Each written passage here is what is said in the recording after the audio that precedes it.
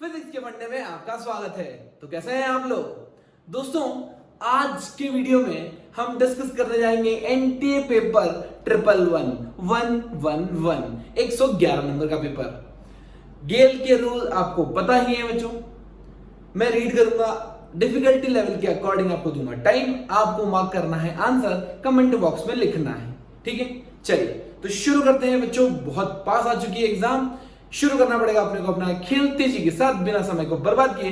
Question number 1 आपकी screen पर ये रहा। Consider hydrogen like atom of gas whose energy in the end state is given by En minus 13.6 z square by n square. When the electron makes a transition from an excited state to the ground state, the most energetic photon can have energy this much, and the least energy photon can have energy 1.22 electron volt. The atomic number of the atom and the state of excitation are respectively. आपको मिलता है 1 minute 15 second का समय। शुरू हो जाइए बच्चों तेजी के साथ।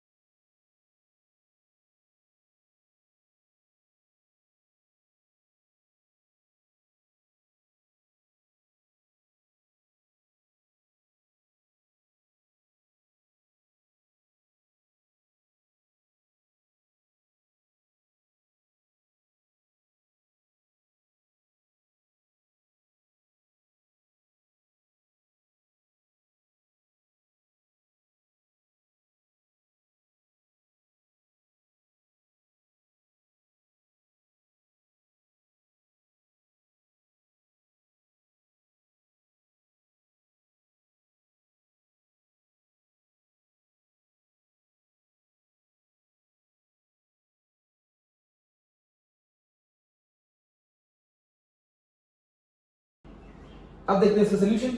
देखिए हमें पता है 13.6 into Z square by N square, ये तो एनर्जी होती है। लेकिन जब हम ट्रांजिशन निकालते हैं तो क्या निकालते हैं अपन 1 upon N square minus 1 upon N two square. याद है ये, राइट? अब ध्यान से देखो, सबसे ज्यादा एनर्जी कब आती है? आपको पता है कि ये जैसे एनर्जी बैंड से ऊपर जाते जाते, ठीक है, ज्यादा एनर्जी मतलब डिफरेंस कहां? इंफिनिटी पे कूदना चाहिए पार्टिकल को। कहां पे कूदना चाहिए? n इक्वल टू 1 पे कूदना चाहिए। ठीक है, चलो तो आपको दिखेगा कि इंफिनिटी से अगर 1 पे कूद गया तो मैक्सिमम एनर्जी कितनी हो जाएगी? 1 से इंफिनिटी से 1 पे कूद गया तो मैक्सिमम एनर्जी हो जाएगी मेरी 1 upon infinity square 1 upon 1 square 13.6 into Z square, right?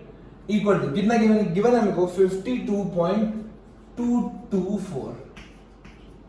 तो आपको दिखेगा ऐसे, ये तो 1 है, ये 1 बाय 1 बाय इंफिनिटी में तो 0 हो गया, तो ये 13.6 जेड स्क्वायर की वैल्यू कितनी आ गई? डायरेक्ट 13 चौक लगभग 2 टू द पावर 2। ऐसे ही होगा, 1 होगा, 2 होगा, 3 होगा, कॉमन सेंस। तो मेरा आंसर आ गया 2। जेड की वैल्यू आ गई 2। देखो ऑप्शन में, देखो z की वैल्यू 2 3 जगह बी सी डी। अब देखते हैं अगला, वो बोल रहे हैं कि लीस्ट जो होगी, लीस्ट कहां से कहां होगी? n से n माइनस 1 पे, है ना? तो ये हो जाएगा 13.6 इंटू जेड की वैल्यू तो आ गई 2 स्क्वायर इंटू 1 अपॉन, कहां से कूदेंगे हम? n से कूदाना है हमको n माइनस 1 पे, तभी लीस्ट होगा। जब इधर पास पास में कूदते हैं तब। अब ध्यान से देखो, ये हो जाएगा कितना? Given 1.224 electron volt. जैसे ही बच्चों आप कैलकुलेशन करोगे आपकी n की वैल्यू आ जाएगी 4। The correct answer will be option D. Next question number 2, the time period of revolution of electron in the ground state of hydrogen atom is t। The period of revolution of electron in the first excited state will be. आपको मिलता है 45 seconds का समय। शुरू हो जाइए बच्चों तेजी के साथ।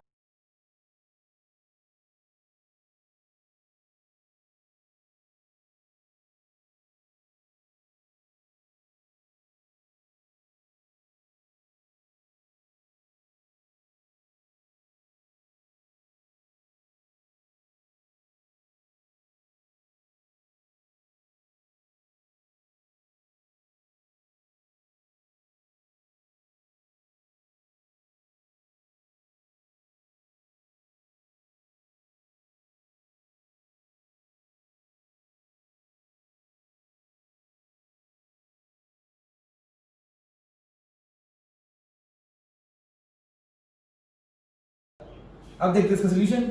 हमें पता है t प्रोपोर्शनल होता है n क्यूब के, तो अगर फर्स्ट एक्साइटेड स्टेट मतलब n इक्वल टू 2, बस खेल खत्म। ये आंसर आ गया मेरा 8 गुना, जो नया टाइम होगा वो 8 टाइम्स हो जाएगा पुराने टाइम के। ठीक है बच्चों, चलिए अगर आपको फॉर्मूला नहीं याद है तब आप क्या करोगे, वेलोसिटी प्रोपोर्शनल होता है z बाय n के और रेडियस प्रोपोर्शनल होता है n स्क्वायर बाय z के। ये सबको याद होगा, प्रोपोर्शनल है ना। बस अब time rate 2 pi r by v करके निकाल लो, speed equals to distance by time. चलिए next question number 3। A 500 kg rocket is set for a vertical firing. The exhaust speed is 800 meter per second. To give an initial upward acceleration of 20 meter per second square, the amount of gas ejected per second to supply the needed thrust will be. आपको मिलता है 1 minute का समय। शुरू हो जाइए बच्चों तेजी के साथ।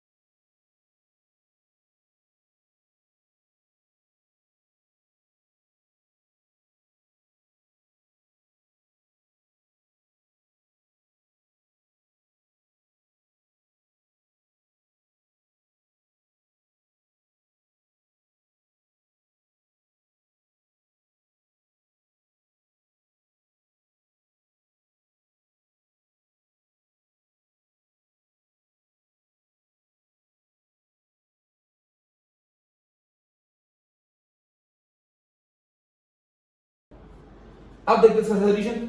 देखो अगर किसी पार्टिकल को ऊपर एक्सेलरेट करना है, राइट, तो थ्रस्ट फोर्स का लगना चाहिए, ऊपर लगना चाहिए। मैं ग्राउंड फ्रेम से देख रहा हूं ना, अगर एक्सेलरेशन ऊपर है तो नेट फोर्स ऊपर आना चाहिए। ये थ्रस्ट फोर्स ऊपर लगा, वेट कहां खींचेगा, नीचे, जाने नहीं देंगे तुझे ऐसा नीचे। अब बस खत्म। Acceleration is equals to net force by mass, thrust minus weight divided by mass. अब ये हो जाएगा इधर इधर ये m into a plus m g, तो थ्रस्ट फोर्स कितना आ गया बच्चों मेरा, m into a plus g. ठीक है, अब m की वैल्यू गिवन है, एक्सेलरेशन ये है 5000, ए कितना है, ए 20, जी कितना है 10। फोर्स, थ्रस्ट फोर्स के निकालेंगे बच्चों dp बाई dt से, rate of change of mass variable है, वेलोसिटी स्पीड कांस्टेंट है, मतलब ये जाएगा dm बाई dt। बढ़िया क्वेश्चन, मस्त। ये जाएगा 5000 इंटू 30, वेलोसिटी कितनी है 800 है, 800 से डिवाइड कर दो, इसको डिवाइड में ले जाओ v को, मेरा आंसर आ गया। dm बाई dt क्या है, the rate, the amount of gas ejected पर सेकेंड। ठीक है, बस कैलकुलेशन कर लो बच्चों, आपका आंसर आ जाएगा 187.5, D option. Right, next question number 4। A bullet of mass 50 gram is fired from a gun of mass 2 kg. If the total kinetic energy produced is 2050, the kinetic energy of bullet and gun respectively are. आपको मिलता है 1 minute का समय। शुरू हो जाइए बच्चों तेजी के साथ।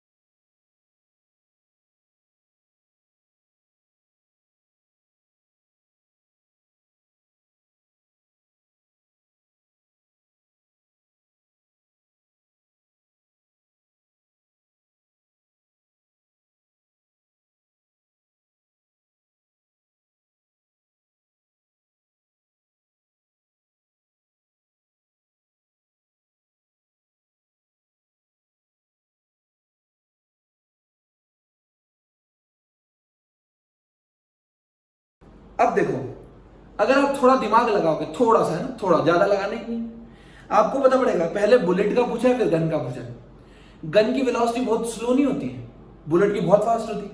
डायरेक्ट बिना सॉल्व करे बिना सॉल्व करे आप ऑप्शन देखोगे तो आप कुछ ऑप्शन दिखेगा, एक ऑप्शन 200 प्लस 5, मतलब ए और सी तो गलत हो गए, सिर्फ बी और डी बचा।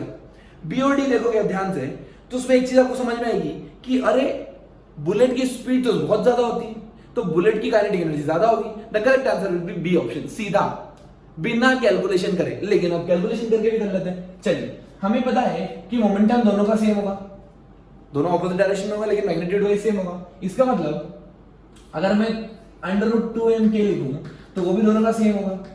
इसका मतलब दोनों ही kinetic energy of the bullet divided by kinetic energy of the gun is equals to mass of the gun divided by the mass of the bullet. Clear? अब बस खेल खत्म। ये था हमको kinetic energy of gun plus kinetic energy of bullet दे रखी है। कितनी दे रखी है बच्चों? वो हो जाएगा 2050। बस इक्वेशन नंबर 1 और 2 को सॉल्व कर लो, आपका आंसर आ जाएगा। Right? Next question number 5। Two particles P and Q are moving on circle. At a certain instant of time, both the particles are diametrically opposite and P has tangential acceleration of 8 meter per second square. The centripetal acceleration is 5 meter per second square, where Q has only centripetal acceleration of 1 meter per second square. At that instant, acceleration of P with respect to Q will be. आपको मिलता है 1 minute का समय। शुरू हो जाइए बच्चों तेजी के साथ।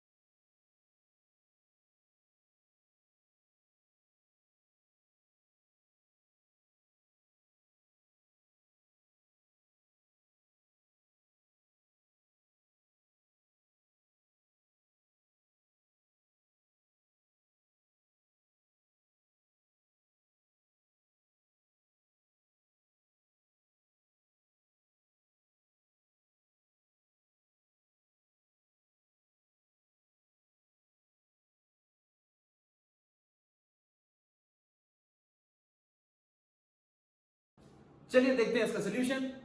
हमें गिवन है दो डायमेट्रिकली अपोजिट पॉइंट जिनका एक्सेलरेशन कितना है, इसका सेंट्रीपिटल एक्सेलरेशन उन्होंने हमें गिवन है कितना है वैल्यू, ये गिवन है 5 और टेंजेंशियल एक्सेलरेशन है 8। राइट? दूसरे के पास Q के पास सिर्फ और सिर्फ एक टेंजेंशियल एक्सेलरेशन है, इसकी वैल्यू है 1। अब रिलेटिव पूछ रहा है, देखो ध्यान से।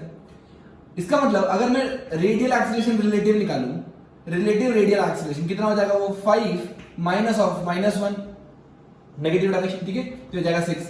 सिमिलरली टेंजेंशियल रेडियल निकालो रिलेटिव, तो ये हो जाएगा 8, इसका तो कुछ है ही 0, तो मेरे पास आ गया 6 और 8, ठीक है।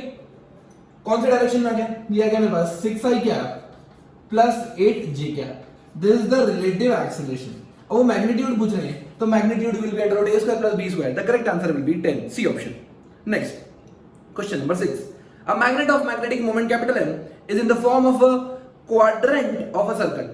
If it is straightened, its new magnetic moment will be. आपको मिलता है 45 सेकंड का समय। आसान सवाल, शुरू हो जाइए बच्चों तेजी के साथ।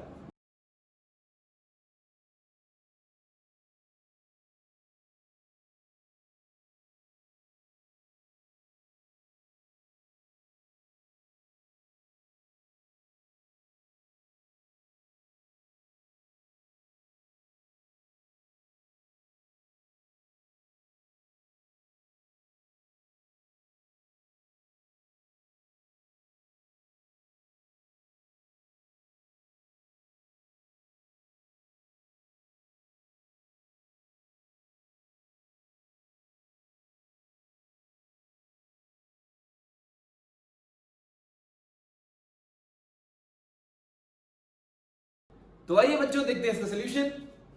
हमें क्या गिवन है कि एक क्वार्टर है, रिंग है, और यहां पे इसका मान लीजिए मैग्नेट फॉर्मेट में, राइट, तो कुछ रेडियस r होगा, ये भी r, ये भी r। एक चीज हमेशा ध्यान रखना, मैग्नेटिक मोमेंट क्या होता है, m इंटू l। कौन सी इफेक्टिव लेंथ, कौन सी बच्चों इफेक्टिव लेंथ, हमेशा याद रखना, ठीक है। तो ये लेंथ ये वाली हो जाएगी, मतलब ये आर तो पाइथागोरस थ्योरम लगा लूं √2r। बोलो बोलो बोलो बोलो, ये गिवन है। ठीक, अब हमने क्या किया, इसको स्ट्रेट कर दिया। जैसे इसको स्ट्रेट कर दिया तो पूरा सर्कल होगा 2 पाई आर, 1/4 है तो ये जाएगा पाई आर बाय 2। अब new magnetic moment m dash कितना हो गया, pole strength into pi r by 2।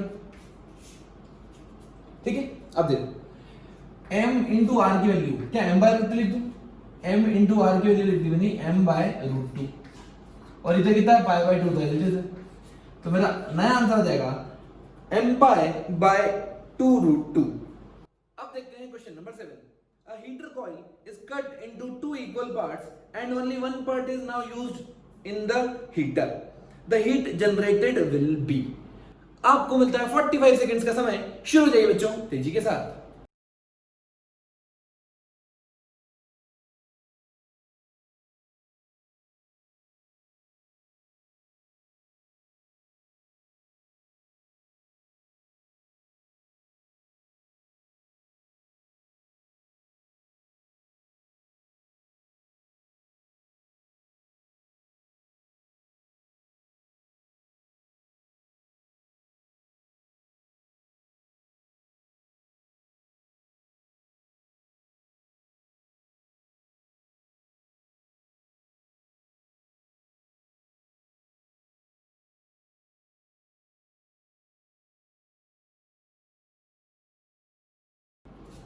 देखिए बेसिकली ये कॉइल लिए मैंने, तो R equals to rho L by होता है, मतलब R प्रोपोर्शनल टू L होता है।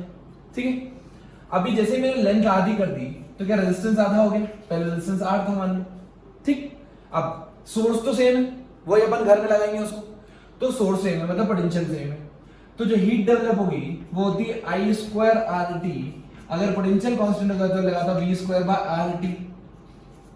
इसका मतलब heat inversely proportional to resistance आ गया बच्चों, क्योंकि पोटेंशियल मतलब सोर्स कांस्टेंट है और टाइम बराबर बराबर लग रहा है, तो आपको दिख जाएगा जो मेरी नई हीट हो जाएगी वो हो जाएगी 2 गुना, double. C option. Question number 8। In the circuit shown below the voltmeter is of large resistance, the EMF of the cell is E, the reading of the voltmeter will be. बढ़िया सवाल, मजेदार। आपको मिलता है 1 मिनट का समय, शुरू जाइए बच्चों तेजी के साथ।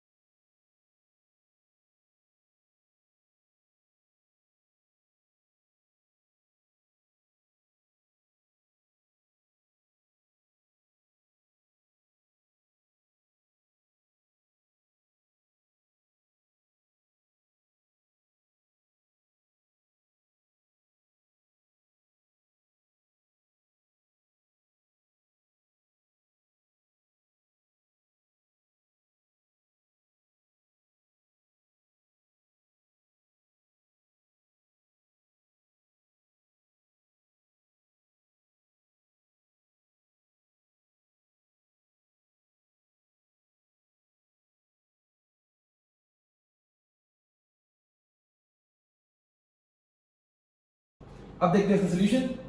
आसान है, बिल्कुल टफ नहीं। देखिए करना क्या होता है, रेजिस्टेंस इनफाइनाइट होता है किसका, वोल्टमीटर का, आइडियल वोल्टमीटर का। तो मैं मान लेता हूं कि ये पॉइंट कुछ भी रैंडम पॉइंट ले लो, मान लो XYZ, मान लो ये X है, ये Y है, ये Z है। ठीक है, इसको W बोल दो। अब वो मुझसे क्या पूछ रहे हैं, रीडिंग ऑफ द वोल्टमीटर पूछ रहे हैं, मतलब वो ये पूछ रहे हैं इन दोनों के बीच में potential V, potential of Y minus potential of Z पूछ रहे हैं। ये चीज क्लियर अब है ना। अब ध्यान से बेसिकली ये यहां से करंट फ्लो होगी ऐसी, ये EMF E है, यहां से करंट फ्लो होगी, मान लो करंट गई I1 इधर गई, I2 इधर गई और I करंट इधर आई। ठीक है, ऐसा मान लिया मैंने। अब एक बात बताओ बच्चों, यहां पे आने के बाद क्या दो रास्ते हैं, कुछ इधर जा सकती है कुछ इधर जा सकती है, लेकिन ये वोल्टमीटर से कनेक्टेड है, मतलब रेजिस्टेंस कितना इनफाइनाइट है। इसका मतलब यहां पे कोई करंट नहीं जाएगी, इसका मतलब जितनी करंट यहां से आई उतनी करंट यहां से चली जाएगी। सिंपल सी बात। तो ये कितना है, ये है 6, ये है 4, तो मेरा EMF is equals to E by R, this by this, कितना हो जाएगा बच्चों, ये हो जाएगा 10, ये मेरी करंट आ गई I1। सिमिलरली वहां पे आप देखोगे तो ये जगह 4 और 6, तो फिर दोनों सीरीज में, तो ईएमएफ बाय 10i2, मतलब i1 i2 की वैल्यू बराबर है, दोनों में बराबर बराबर करंट फ्लो होगी। क्यों? कॉमन सेंस है, रेजिस्टेंस इफेक्टिव सेम है, ये दोनों भी सीरीज में, ये दोनों भी सीरीज में, और वो बैटरी के पैरेलल में रहेंगे, तो पोटेंशियल डिफरेंस से पोटेंशियल ड्रॉप सेम होगा। ठीक, अब ध्यान से देखो, इजी है, कुछ नहीं करना है, मुझे करना है कि मुझे ये निकालना।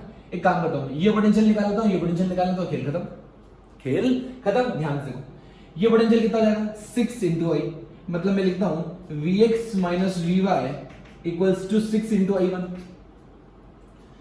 फिर ये लिखता हूं Vx minus Vz equals to 4 into I2, है ना। अब देखो, आपको पता है I1 I2 की मैग्नीट्यूड सेम है, मुझे निकालना क्या है, मुझे Vy minus Vz निकालना है। एक काम करूं, दोनों क्या कर दो, सब्ट्रैक्ट कर दो। जैसे आप सब्ट्रैक्ट करोगे दिस माइनस दिस, ध्यान से देखना, तो ये जाएगा Vx कैंसिल हो जाएगा, ये जाएगा Vz minus Vy, Vz minus Vy equal to 6 minus 4 के 2i2 आ गया। i2 की वैल्यू क्या आती है, i2 की वैल्यू e/10, तो मेरा आ जाएगा e/5, तो पोटेंशियल डिफरेंस आ जाएगा आपका e/5। The correct answer will be option C. ठीक है, हालांकि नेगेटिव आएगा पर कोई दिक्कत वाली बात नहीं, और नेगेटिव का मतलब ये बड़ा है ये छोटा है, बस और कोई बात नहीं। चलिए next question number 9। A 100 volt AC source of frequency 500 Hz is connected to a LCR circuit. LCR values are given or collected in series. What is the quality factor of the circuit? आपको मिलता है 45 seconds का समय। शुरू हो जाइए बच्चों तेजी के साथ।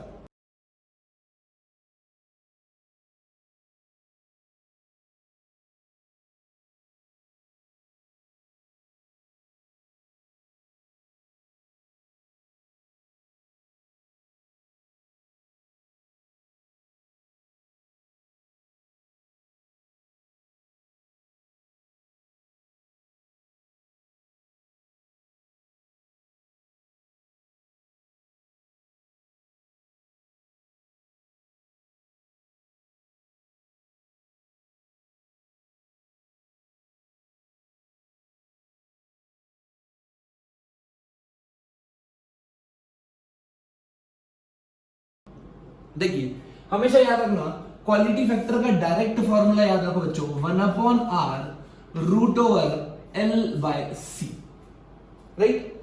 ये क्वालिटी फैक्टर होता है, आपको याद रखना एज इट इज। आप वैल्यूज पुट कर दीजिए, जैसे आप वैल्यू पुट करोगे तो आपका आंसर आ जाएगा 2.54। The correct answer will be option B. Next question number 10। A coil having inductance L, resistance R is connected to a battery of EMF E at t equal to 0. If T1 and T2 are the times of 90% and 99% in completion of the current growth in the circuit, then T1 by T2 will be। आपको मिलता है 1 minute का समय। शुरू हो जाइए बच्चों तेजी के साथ।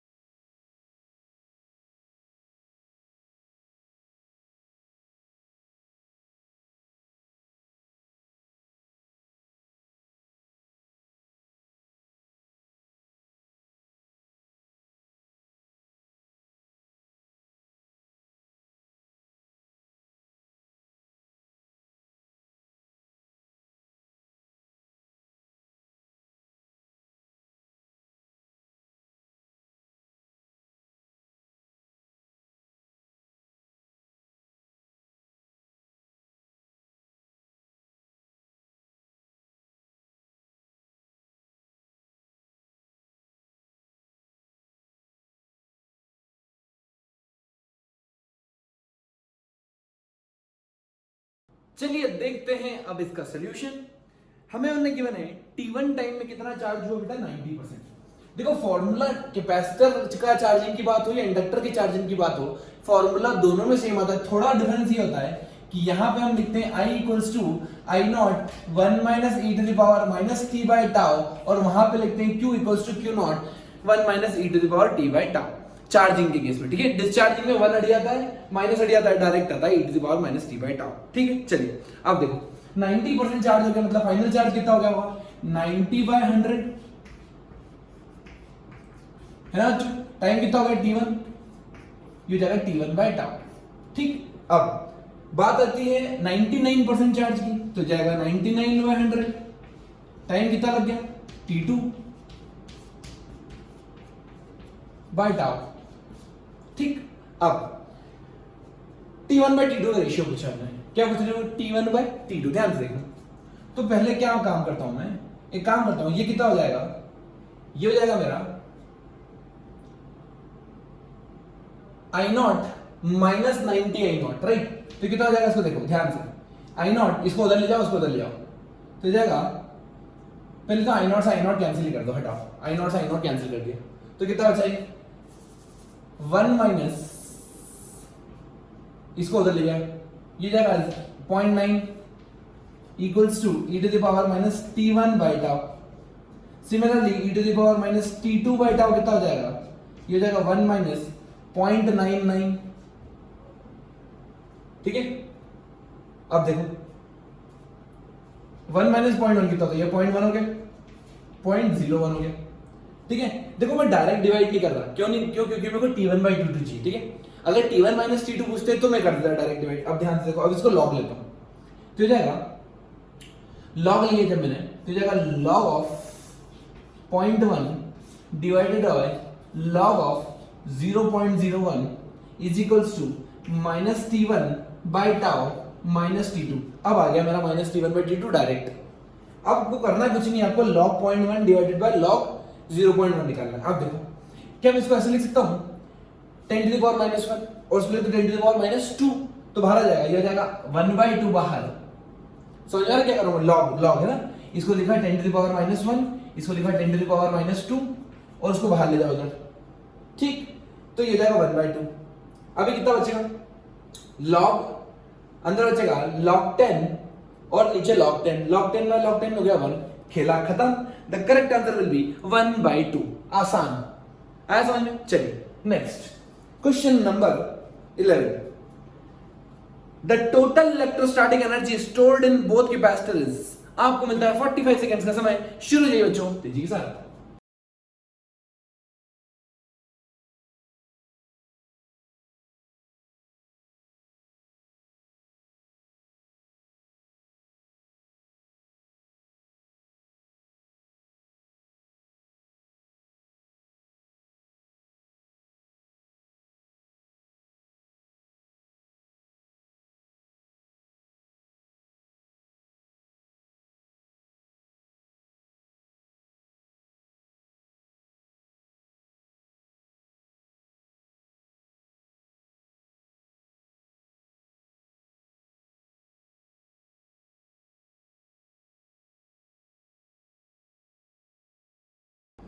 अब देखो सॉल्यूशन क्या गिवन है, ये कैपेसिटर है और ये 0 वोल्ट है, मैं ग्राउंडेड है, ये कितना है -3। आप बोलोगे कि दो कैपेसिटर, भाई मैं इक्विवेलेंट निकाले दो, ठीक है, 6 और 3 का 2 सीरीज में माइक्रो। अब एनर्जी पूछे तो C है, V है, हाफ C स्क्वायर लगा दो, खेला खत्म। The correct answer will be half into 2 into micro farad into 3 का स्क्वायर। तो कितना आंसर आ गया मेरा, आ गया 9 micro joule. The correct answer will be option A. Next question number 12। A hollow charged metal sphere has radius r.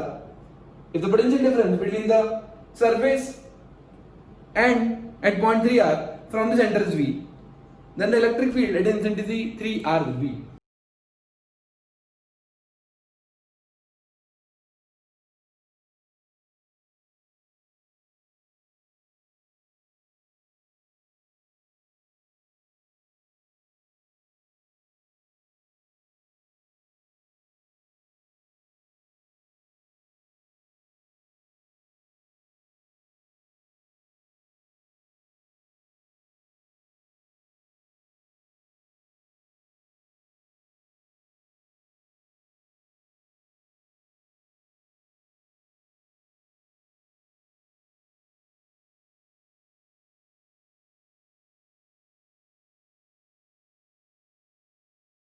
देखो electric field कितनी position पूछी 3r पे। आपको अगर चार्ज Q होता तो इलेक्ट्रिक फील्ड डायरेक्ट निकालते अपन KQ/3r का होल स्क्वायर, ठीक है।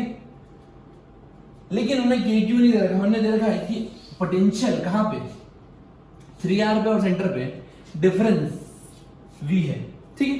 तो क्या हो जाएगा KQ by r minus KQ by 3r की वैल्यू गिवन है v, पोटेंशियल डिफरेंस। तो ये KQ बाय, ये r सेम है ना दोनों, तो KQ बाय r बाहर निकाल लो, 1 माइनस 1/3 क्या 2/3। अब ध्यान से देखना, KQ की जगह क्या मैं 3rv/2 लिख दूं, 3rv/2 इंटू 9r² तो एलजीब्रा चल रहा है, ठीक है। अब काटापिटी कर दो, r से r कैंसिल, 3 से 3 कैंसिल, कितना बचा v/6r। The correct answer will be option A. Next question number 13, the figure shows the elliptical orbit of a planet M about the sun S. The shaded area SCD is twice the area of SAB. If T1 is the time for the planet to move from C to D and T2 is the time to move from A to B, then आपको मिलता है पूरे 45 second का समय। शुरू हो जाइए बच्चों तेजी के साथ।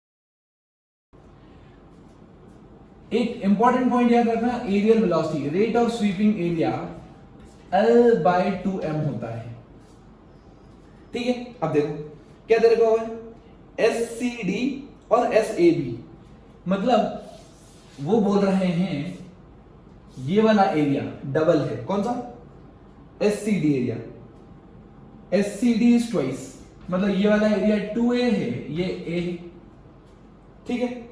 यहां पे time T2 is the time in A to B, ये T2 टाइम है और ये T1 टाइम है, ठीक है।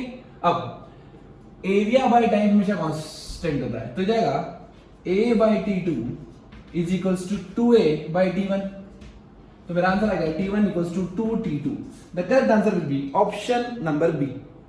Next question number 14, the magnitude of binding energy of satellite is E and the kinetic energy is E, the ratio of E/K will be। आपको मिलता है पूरे 45 सेकंड्स का समय। शुरू है बच्चों तेजी के साथ।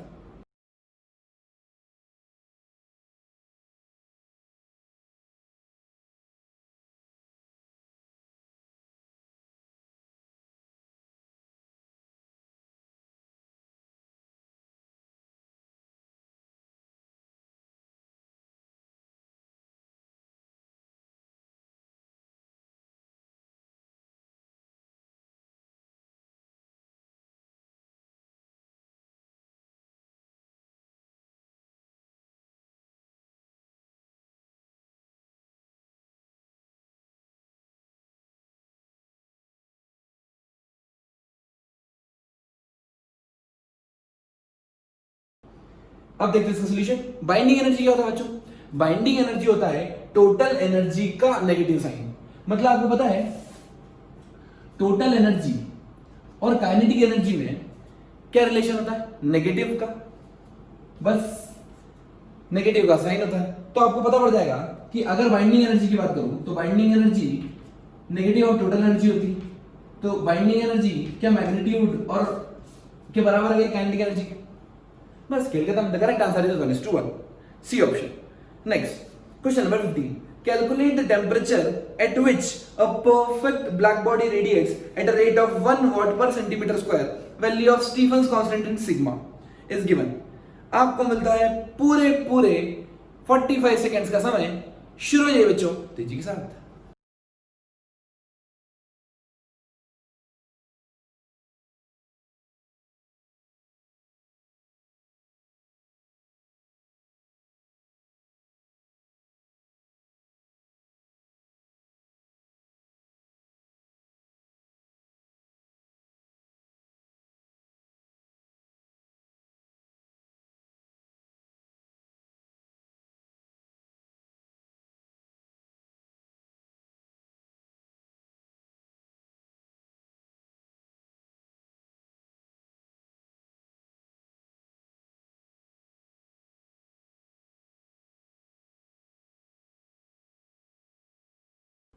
चलिए बच्चों, आइए देखते हैं इसका सॉल्यूशन।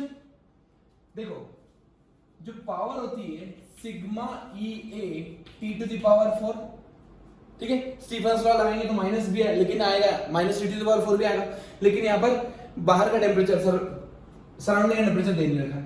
अब देखो, सब चीज को एक यूनिट में कन्वर्ट कर दो, तो बेसिकली पावर कितना है, 1 वॉट पर सेंटीमीटर, 1 वॉट पर सेंटीमीटर गिवन है, ठीक है, पर सेंटीमीटर स्क्वायर गिवन है, मतलब एरिया दे रखा है हमको 10 टू द पावर -4 लिख दो, पावर बाय एरिया, ठीक है।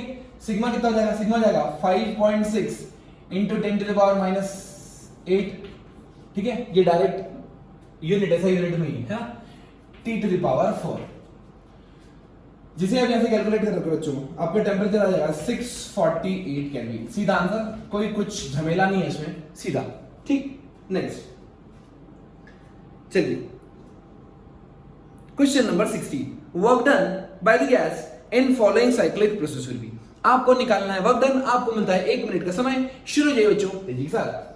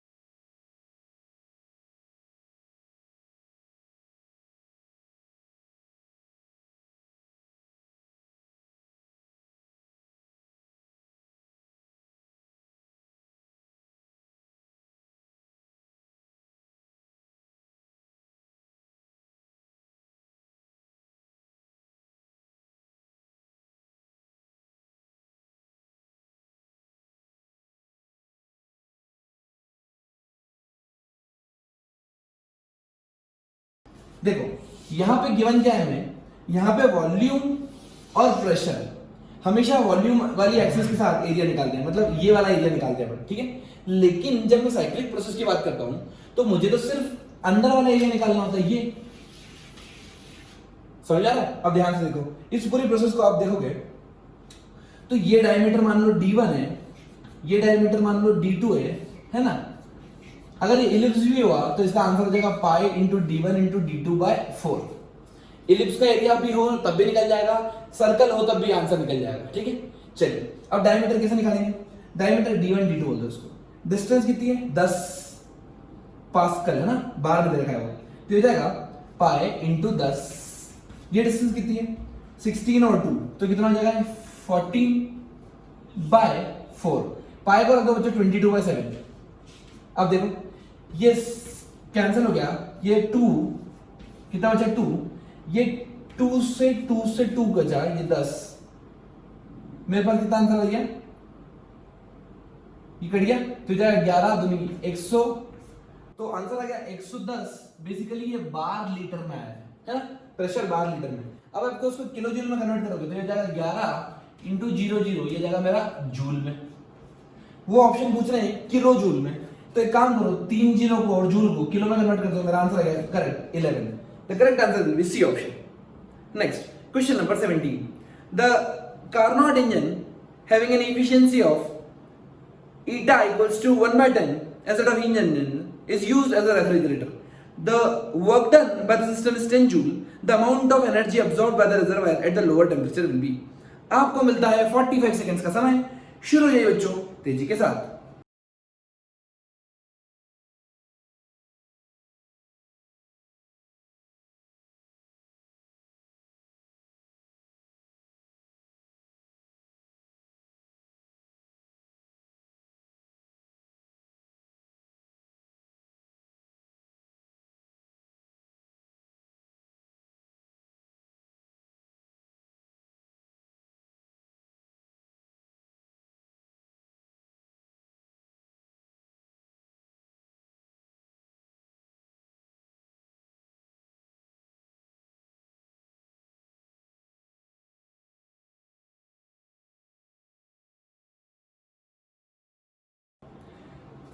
अब हमें एक रिलेशन पता होना चाहिए बीटा और ईटा में।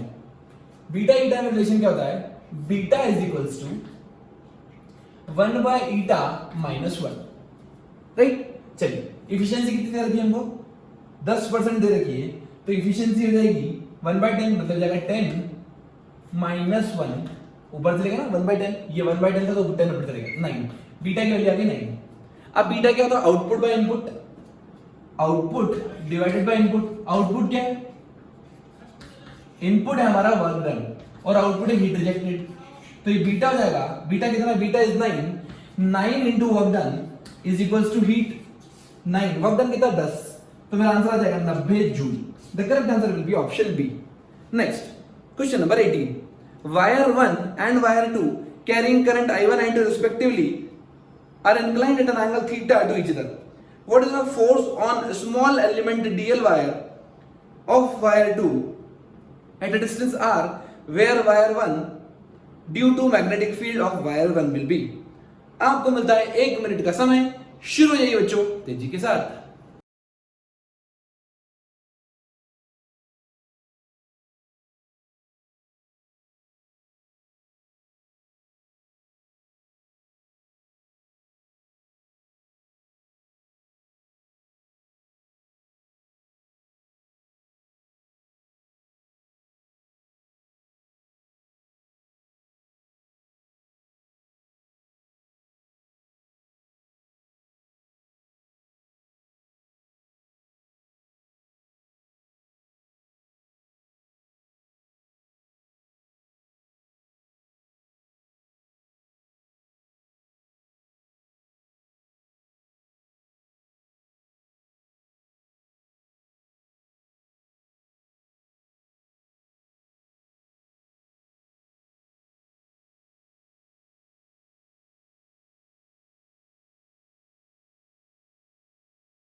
चलिए आइए बच्चों देखते हैं इसका सॉल्यूशन। यहां पर एक डीएल वायर है, छोटा सा वायर, इसके ऊपर फोर्स निकालना है। देखो फोर्स निकालने का तरीका आसान, सबसे आसान, कोई दिक्कत वाली बात नहीं है। मैं यहां पे ये वायर में करंट I1 है या I2 है, तो मैग्नेटिक फील्ड में वायर रखा हुआ है, किसकी मैग्नेटिक फील्ड में, इसकी मैग्नेटिक फील्ड में, मतलब जो फोर्स आएगा वो आएगा I, किसका I, इसका I into L cross B, किसका लेंथ, इसी की लेंथ, क्रॉस B, किसकी मैग्नेटिक फील्ड, उसकी, दूसरे वायर की, ठीक है। बस ये कॉन्सेप्ट है। अब आप देखो इसकी जो मैग्नेटिक फील्ड आएगी क्या वो अंदर की तरफ आएगी, क्रॉस, और लेंथ इधर है, दोनों एंगल कितना होगा 90 डिग्री, मतलब इसको मैं लिख सकता हूं I2 into DL into B1 into sine 90, तो मेरा आंसर आ गया I2 into DL into B1। मतलब बच्चों जो सारा खेल है वो अब मैग्नेटिक फील्ड निकालने का है।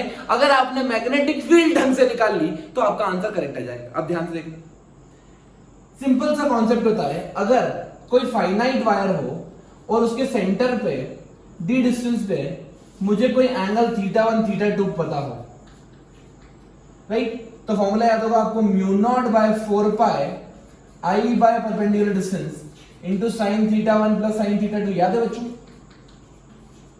ठीक है। अब देखो एक चीज हमें यहां माननी कि ये जो वायर है, इस वायर के सेंटर से ये डिस्टेंस दे रखी है हमें r, ठीक है, अदरवाइज आप नहीं कर पाओगे।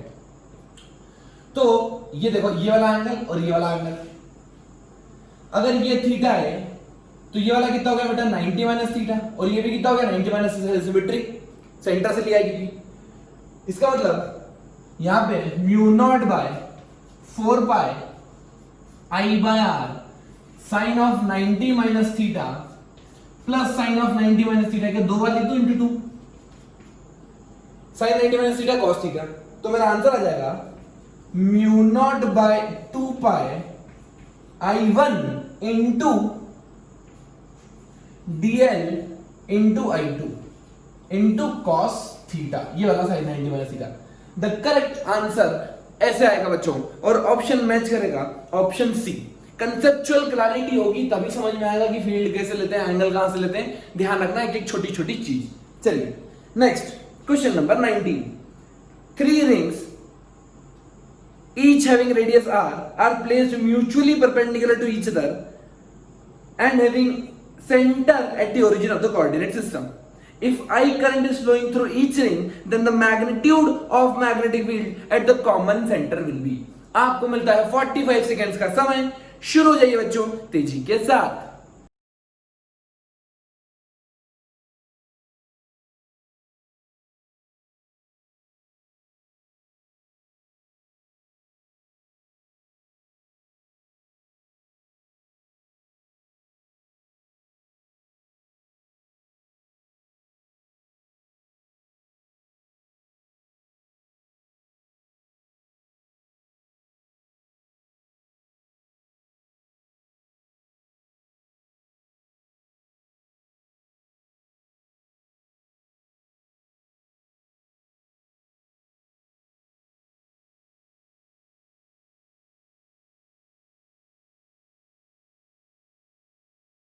अब ध्यान से देखना, जो मैग्नेटिक फील्ड होगी, क्या बच्चों सेंटर, अगर मैं सर्कल यहां लेता हूं तो इसकी मैग्नेटिक फील्ड यहां होगी, समझ रहे हो?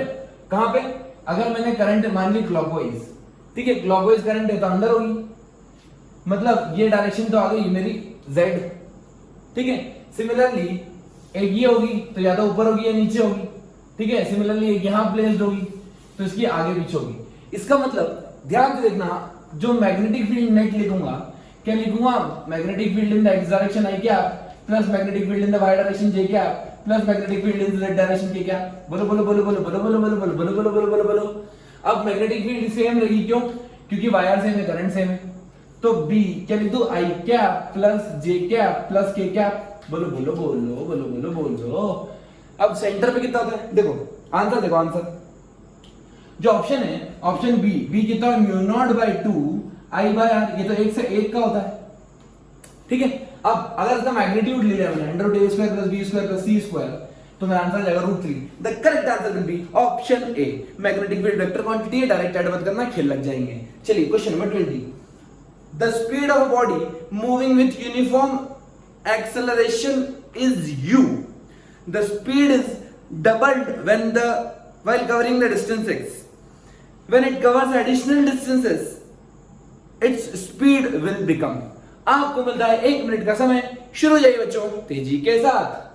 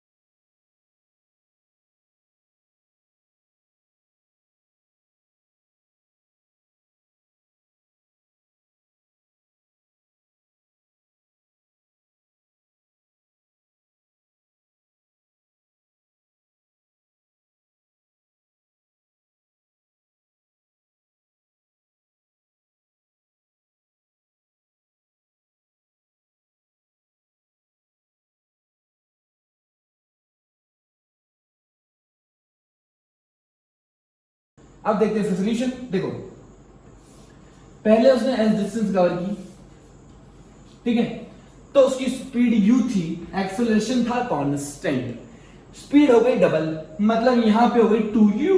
कितने हो गए बच्चों? 2u। अब थर्ड इक्वेशन लगाता हूं, v square equals to u square plus 2as। बोलो हाँ बिल्कुल। चलो तो जगह 4u square minus u square equals to 2as।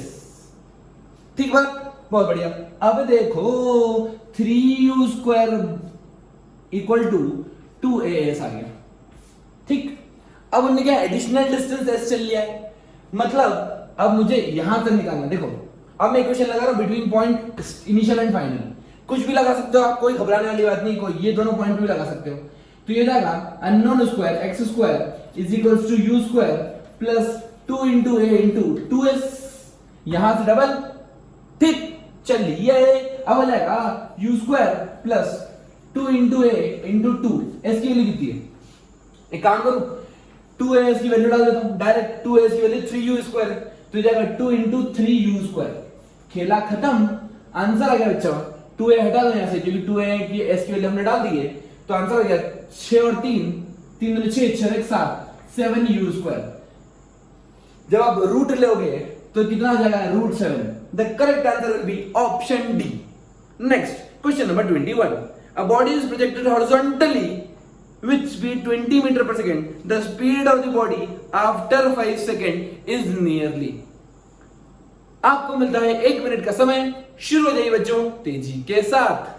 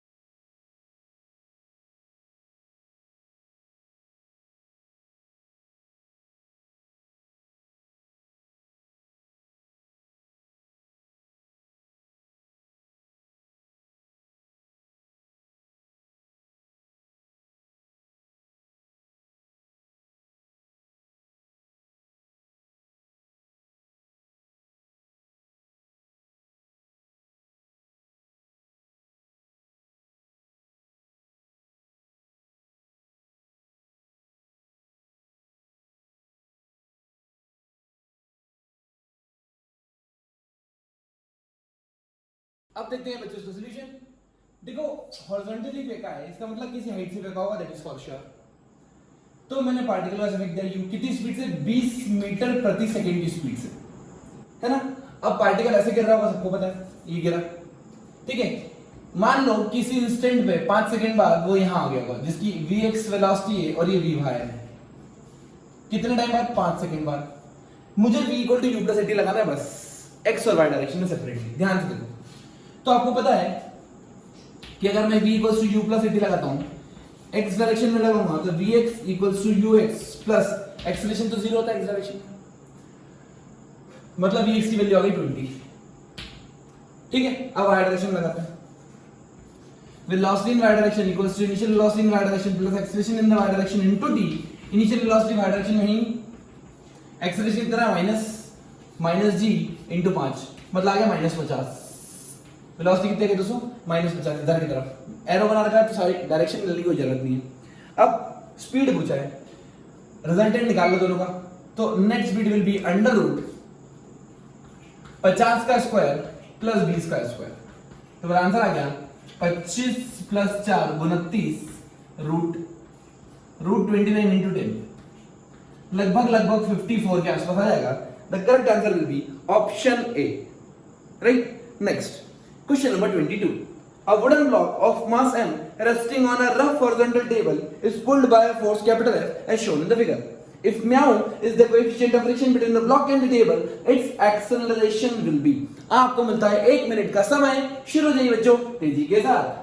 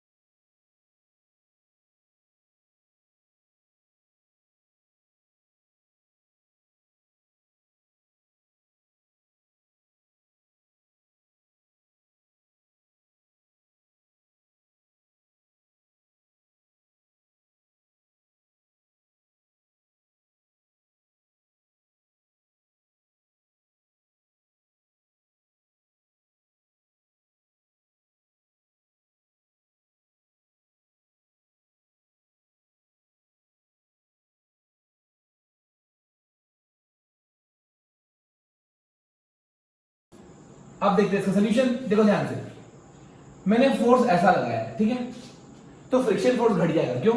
क्योंकि फ्रिक्शन फोर्स नॉर्मल पर डिपेंड करता है। ध्यान से देखना, ध्यान से y डायरेक्शन में तो इक्विलिब्रियम, इसका मतलब फ्रिक्शन फोर्स लगेगा पीछे, नॉर्मल लगेगा ऊपर, mg लगेगा नीचे। अब मैं फोर्सेस को रिजॉल्व कर लेता हूं।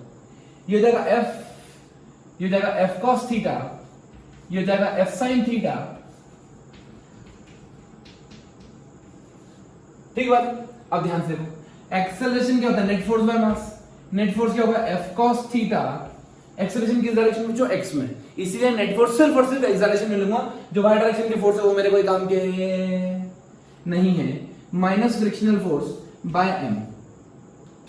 अब देखो, जब y डायरेक्शन में इक्विलिब्रियम लगाता हूं, y डायरेक्शन में बॉडी मोशन नहीं करी, मतलब y डायरेक्शन में इक्विलिब्रियम होगा। इसका मतलब upward force equals to downward forces. I can write f sin theta plus normal. तो नॉर्मल की वैल्यू वहां से निकल के आ जाएगी बच्चों, ये जाएगा f cos theta minus mu into normal होता है। नॉर्मल की वैल्यू कितनी है? mg minus f sin theta. बस बच्चों यही सिखाना था मेरे को आपको कि नॉर्मल हमेशा mg नहीं होता, नॉर्मल हमेशा mg नहीं होता बच्चों, नहीं होता। चलो अब ध्यान से देखो, ये हो जाएगा f by m cos theta, ये माइनस माइनस क्या प्लस लिख दूं? तो plus mu into sine theta, और ये माइनस में क्या बचा? Mu M G. The correct answer will be option C. ठीक है, चलिए next, last but not the least, सभी को सही करना है बच्चों। शुरू हो जाइए। A light string passes over a smooth light pulley connected to two blocks m1 m2. If the acceleration of the system is g by 8, then the ratio of masses will be। आपको मिलता है 1 minute का समय। शुरू हो जाइए बच्चों तेजी के साथ।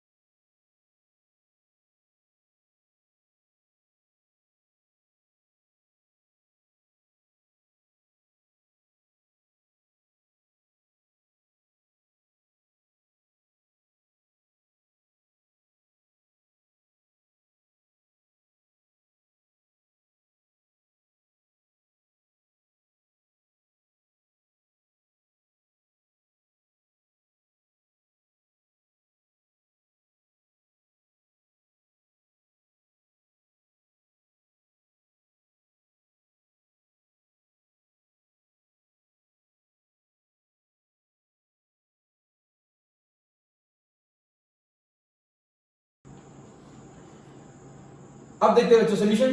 हमें एक्सेलरेशन याद है m1 minus m2g upon m1 plus m2, याद है? सभी को याद होगा ये, है ना? स्टैंडर्ड रिलेशन होता है। एक्सेलरेशन कितना g1 है? g बाय 8, g कैंसिल, ये हो गया m1 plus m2, 8m1 minus 8m2, तो ये जाएगा 9m2 is equals to 7m1। m1 m2 by m2 का रेशियो हो गया 9:7। The correct answer will be option B. I hope दोस्तों आपको मजा आ रहा हो, सॉल्व करने में कुछ ना कुछ नया सीख रहे हो आप, और प्रैक्टिस बढ़ रही हो, टेम्परामेंट सुधर रहा हो आपको। टाइम के साथ प्रैक्टिस करने में सबसे बड़ा बेनिफिट यही होता है, क्वेश्चन जल्दी होते हैं, हमारा टेम्परामेंट सही साथ रहता है, एकदम बढ़िया बिल्ड होता है। So that's all from my side. कोई भी डाउट हो, टेलीग्राम, इंस्टाग्राम, आप सब जगह हमसे पूछ सकते हैं। I am always there for you. Thank you.